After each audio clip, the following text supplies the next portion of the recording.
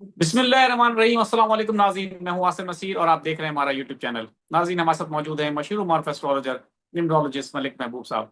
अस्सलाम वालेकुम मलिक साहब, क्या हाल है, कैसे हैं आप? वालेकुम अस्सलाम। अल्लाह का करम है। आप बताएं क्या हाल चाल है आसिम साहब।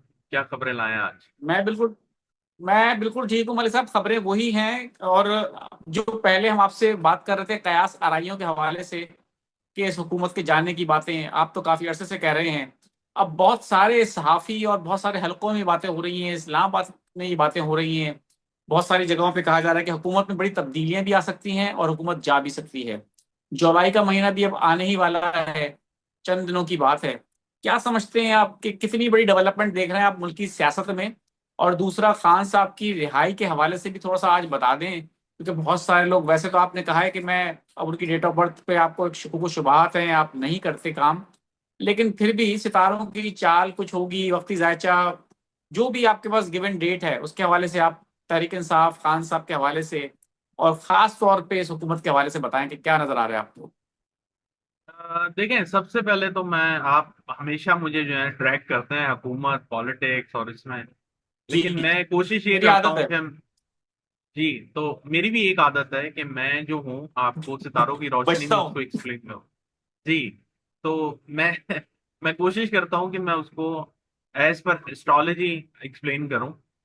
काफी बिल्कुल ठीक लोग है। वैसे तनकीद भी करते हैं कि एस्ट्रोलॉजी काम नहीं करती है, ऐसी बकवास है, ये है वो है। तो मेरी उनसे एक ही राय है, अगर नहीं समझ में आता तो आप यार क्यों अपना टाइम जाया करते हैं। हम तो कर रहे हैं, आप ना करें अपना टाइम जाया। आगे बढ़ें और ऐसी चीजें देखें जो आपके लिए काम आए। खैर, एस्ट्रोलॉजी के हिसाब से जुपिटर जो है मोस्ट प्रोबेबली आप कैंसर में अच्छी तरह से एंटर हो चुका है। मतलब वो तकरीबन 4-5 डिग्री पे पहुंच जाएगा 1-2 दिन में। और 4-5 डिग्री ठीक नॉर्मली है। हम लोग कंसिडर करते हैं कि कोई भी प्लेनेट जो 3 डिग्री के आसपास हो वो ऑलमोस्ट पिछले हाउस को अपने इफेक्ट्स दे रहा होता। और 3 डिग्री के बाद इसी तरह 27 डिग्री अगर वो पिछले साइन से आ रहा है तो 27 के बाद वो ऑलमोस्ट नेक्स्ट डिग्री मतलब नेक्स्ट हाउस में एंटर हो गया। इन शॉर्ट ये होता है कि जुपिटर ना यहाँ का है ना वहां का है, दोनों साइड पे ही वो अपने असरात दे रहा है। बिल्कुल ठीक है। तो अब जो जुपिटर है वो कैंसर में अच्छी तरह से यूं समझे दाखिल हो चुका हुआ है और उसने अपने असरात देने भी शुरू कर दिए।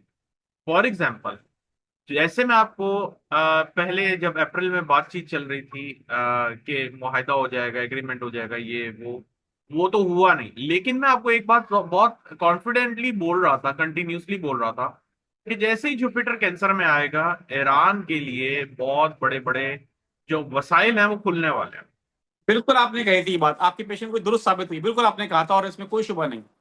तो मैं आपको कंटिन्यूसली बोलते आ रहा था कि ईरान नया बादशाह बनने वाला है मिडिल ईस्ट का। और अब आप देख बेशक लेंगे बेशक आपने कहा। जो नकात उन्होंने जो 14 नकात पाकिस्तान के कॉपी करके लगाए हैं, बनाए हैं, जो भी हैं, वो जो 14 नकात जो हैं, अब नए 14 नकात जो बन रहे हैं उसमें ईरान के लिए बहुत फ्लेक्सिबिलिटी थी, बहुत ऑप्शंस है। बिल्कुल है। लेकिन एक बात याद रखिएगा, ये तो ऑप्शन अपनी तरफ है, इसका मतलब पीस नहीं आने वाला। ये नहीं समझिएगा पीस आ अच्छा। रहा है। ये जो है ये सिर्फ 2-3 महीने का जो एक टेम्परेरी ब्रेक है, जो मैं आपको अप्रैल से बोलता आ रहा हूँ कि अब जो है पीस होगा टेम्परेरी। वो पीस कंटिन्यू ठीक है। रहेगा, लेकिन इसराइल अपने जो उसके हरकतें हैं वो उससे बाज नहीं आने वाला, बहुत ही क्लियर है। वो चलता रहेगा वैसे ही, वो उसको छोड़ेगा किसी और को पकड़ लेगा, उसका काम ही है। ये मैं आपको बिल्कुल। क्लियरली बता दूं। क्योंकि दो चीजें हैं, एक तो जो उनका प्रेसिडेंट है या prime minister, I don't, Netanyahu, उसका जो असेंडेंट जी, है वो वजीर आजम। स्कॉर्पियो, वजीर आजम, वो जो है स्कॉर्पियो असेंडेंट है। स्कॉर्पियो असेंडेंट वालों का मसला ये होता है कि वो अगर आपके साथ हैं तो वो इतने हैं कि आपको लगेगा ही नहीं कि ये कभी आपको धोखा देंगे। लेकिन जब उन्होंने अच्छा। पीठ दिखाई तो फिर आप सोच नहीं सकते कि यार ये वही हैं जो हमारे साथ थे। मेरे ख्याल से कि इनके जितने के पहले, आप जितने भी लोग हैं उन सब के बारे में आप ये बात कह रहे हैं? देखिए, नॉर्मली स्कॉर्पियो असेंडेंट की ये आदत होती है। ये एक यूं समझे कि उनके नेचर में बाय बर्थ ही आएगा अगर वो स्कॉर्पियो असेंडेंट है। अब यहाँ पे ये सवाल ये आता है कि वो आप मंथ बेस के हिसाब से नहीं बोलिएगा कि वो स्कॉर्पियो असेंडेंट है। जिनको नहीं पता वो मेरी वेबसाइट पे जाएं, अपनी बर्थ डिटेल डालें, उनको पता चल जाएगा कि उनका असेंडेंट क्या है। जो लोग वेस्टर्न सिस्टम को ठीक है। फॉलो कर रहे हैं उस हिसाब से स्कॉर्पियो की बात नहीं कर रहा हूँ। वैदिक एस्ट्रोलॉजी के वैदिक की हिसाब बात से, कर रहे हैं आप? वैदिक की बात कर रहा हूँ। वैदिक एस्ट्रोलॉजी के हिसाब से जो लोग स्कॉर्पियो असेंडेंट हैं उनके अंदर ये क्वालिटी आपको मिलेगी मिले, कि वो दोस्त हैं तो उन जैसा कोई हमदर्द नहीं, अगर वो दुश्मन है ठीक। तो उन जैसा दुश्मन कोई नहीं। ये बात याद रखिए। अब तो नेतन्याहू की बात हो रही थी, नेतन्याहू स्कॉर्पियो असेंडेंट है। स्कॉर्पियो असेंडेंट वालों का मसला यही है, अब वो जो है ना नहीं छोड़ेंगे जब तक कि उनकी खुद की बैंड ना बचे। आते हैं ठीक है। वापस उस टॉपिक से। मैं कहीं का कहीं निकल गया था। आपने मुझसे ये पूछा था कि आपको हुकूमत के कितने दिन लगते हैं। देखिए, हुकूमत को मैं पिछले साल से काउंट कर रहा था, और मैं आपको बताते आ रहा था कि मुझे ये जुलाई अगस्त से ज्यादा आगे चलती हुई नहीं दिख रही। और वही अब सिनेरियो जी। जरा जरा खुल के सामने आ रहा है। तो चैमगोइयां और सारे जो जो भी हैं तज्जियाकार, वो इस चीज के ऊपर बहुत ज्यादा बात कर रहे हैं। आने वाले दिनों में ये चीजें और भी क्लियर हो जाएंगी। एस्ट्रोलॉजी का मसला ये होता है कि ये आप अगर आज आज मुझसे प्रिडिक्शन ले रहे हैं ना, तो बहुत ही कम मतलब बहुत ही कम, हार्डली कोइंसिडेंस होगा कि मैं आज बोल रहा हूं और कल वो हो जाए। और लोगों को ये बिल्कुल चीज ठीक समझ है। में नहीं आती, लोगों को ये चीज समझ नहीं आती। लोग बोलते हैं कि आज आपके मुंह से निकला है, अगले घंटे ऐसा हो जाए। ऐसा नहीं होता भाई। हम कोई सही बात है। मैं कोई वो गैब का इल्म थोड़ी लेके बैठा हूं। ये बिल्कुल सही अंदाजों का बात है, इल्म बर्दाश्त है। नहीं है इस लोगों में। बर्दाश्त नहीं है, समझ में नहीं आती उनको, और वो इस चीज को एक्सेप्ट भी नहीं करते। चले बर्दाश्त तो छोड़े, वो एक्सेप्ट भी नहीं करते कि ये इस तरह काम करती है। गाड़ी का इंजन स्टार्ट नहीं होता, वो बोलता है गाड़ी पहुंच जाए डेस्टिनेशन पे। ऐसा पॉसिबल ही नहीं है ना।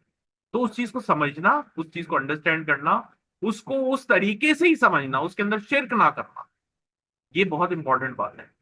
और जहां तक खान मलिक साहब की साहब, बात मैं एक रही। सवाल कर लूं जी। आपसे। मैं एक जी सवाल बोले। कर लूं आपका, क्योंकि आपका फेवरेट टॉपिक है। आप चाहते भी यही कि मैं सियासत से हटके एस्ट्रोलॉजी के ऊपर बात करूं। तो आपने आगाज में ये भी कहा कि जुपिटर का, आपने कहा कैंसर में आ रहा है। तो आ गया अगर है, ये कैंसर में आ चुका है। जी, तो आप आ चुका है। तो आप क्या समझते हैं, इससे जो कैंसर वाले अफराद हैं उनकी शख्सियत पे भी, उनके ऊपर भी कुछ फर्क पड़ेगा? डेफिनेटली उनके ऊपर तो वो असर पड़ेगा कि आप सोच नहीं सकते। वजह, आपने बहुत अच्छा सवाल किया है। बाकी मुझे मजा आया, इसको एक्सप्लेन करने में भी मजा आया। वजह यह है कि जुपिटर जो है ना, कैंसर असेंडेंट में जाके एक्सॉल्टेड हो जाता है। मतलब यूं समझें कि आप आपकी जिंदगी में एक कोई डेस्टिनेशन होगा, या आपकी जिंदगी में एक कोई जगह होगी जहां पे आपका एक ख्वाब होगा कि वहां जाके मैं सही से चिल कर सकता हूं, मैं रिलैक्स कर सकता हूं।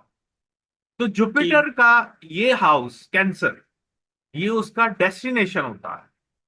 और वो यहां पर आके अपना मैक्सिमम रिजल्ट, बेनिफिट वो देता है। तो कैंसर वालों की तो चांदी हो गई। लेकिन फिर वही बात, अब अगर आप वो सन साइन के हिसाब से कैंसर बना रहे हैं कि मैं इस महीने पैदा हुआ तो मैं तो मेरे साथ ऐसे होगा, ऐसा नहीं होगा। जी। ऐसा बिल्कुल भी नहीं होगा। अच्छा, एक और बात मैं यहाँ पे एक डिस्क्लेमर देना चाहता हूँ।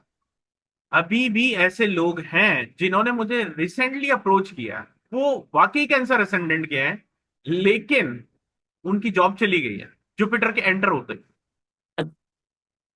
अभी ये इतनी ऐसा बड़ी क्यों? बात मैं कह, हाँ, ये यही यही मैं समझाता हूं आप लोगों को। अब आप आए ना, ऐसा क्यों, यही मैं आपको बताता हूं कि हर इंसान का एक साइचा होता है। अब वो हुआ ये है कि रेंडमली उनकी एक केतु की प्लेसमेंट थी जो ट्राइन में आ रही थी। केतु का काम है डिस्कनेक्ट करवाना, लेकिन जुपिटर ने जैसे एंटर किया, केतु के साथ अपना कनेक्शन बनाया, उसने डिस्कनेक्ट करवा दिया।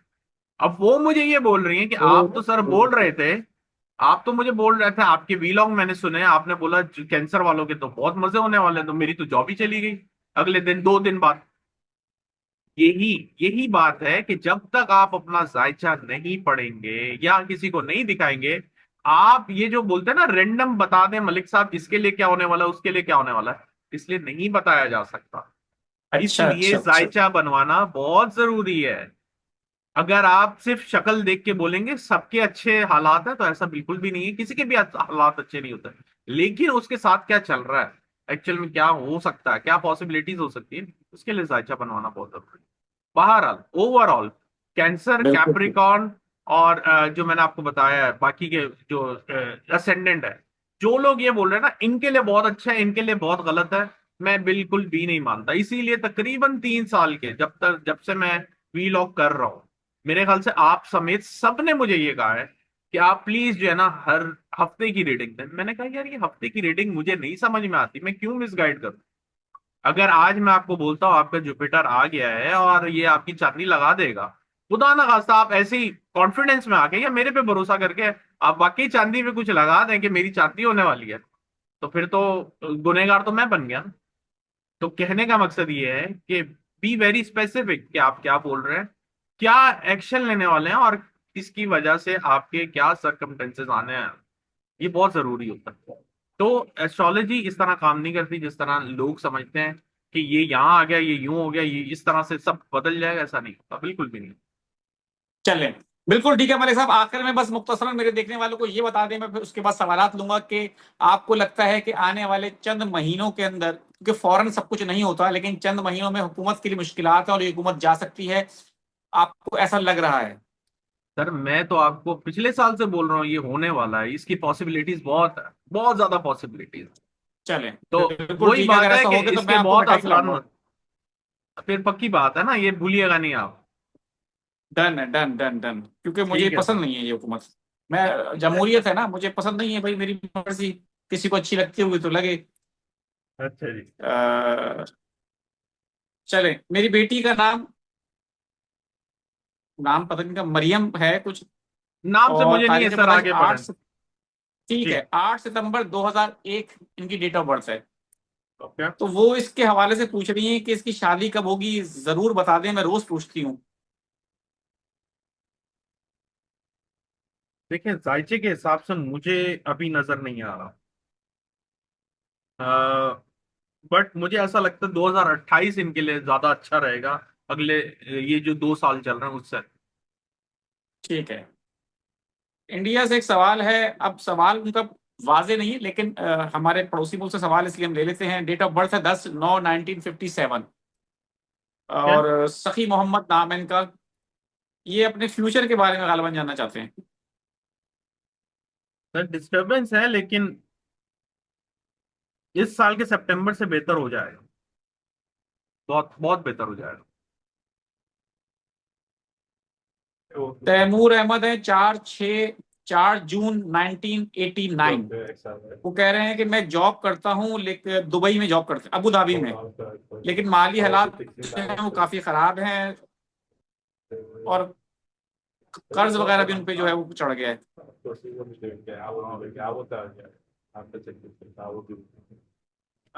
2028 के बाद ही चीजों में बहुत बेहतरी आएगी, अभी तो ऐसे ही चलेंगे मामला।